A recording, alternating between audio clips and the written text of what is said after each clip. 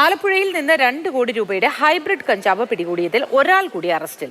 കേസിൽ നേരത്തെ പിടിയിലായ തസ്മയുടെ ഭർത്താവ് സുൽത്താനെയാണ് തമിഴ്നാട്ടിൽ നിന്നും എക്സൈസ് പിടികൂടിയത്.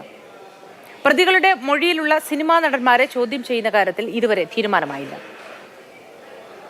ബംഗളൂരുവിൽ നിന്ന് കാറിൽ ആലപ്പുഴയിലേക്ക് കൊണ്ടുവന്ന ഹൈബ്രിഡ് കഞ്ചാവ് ഈ മാസം 1-ാം തീയതിയാണ് എക്സൈസ് പിടികൂടിയത്. കേസിൽ ചെന്നൈ സ്വദേശി ക്രിസ്റ്റീന എന്ന് വിളിപ്പേരുള്ള തസ്ലിമ സുൽത്താൻ, മണ്ണഞ്ചേരി സ്വദേശി ഫിറോസ് എന്നിവരെ അറസ്റ്റ് ചെയ്തു. ഇരുവരും നിലവിൽ റിമാൻഡിലാണ്. തുടരന്വേഷണത്തിലാണ് തസ്ലിമയുടെ ഭർത്താവ് സുൽത്താനെ തമിഴ്നാട് ആന്ധ്ര അതിർത്തിയിൽ നിന്ന് എക്സൈസ് പിടികൂടിയത്. വിദേശത്ത് നിന്ന് കഞ്ചാവ് ഇയാളാണ് എത്തിച്ചതെന്നാണ് നിഗമനം. ഇത് സാധൂകരിക്കുന്ന തെളിവുകൾ സുൽത്താന്റെ പാസ്പോർട്ട് പരിശോധിച്ചതിൽ നിന്ന് ലഭിച്ചു.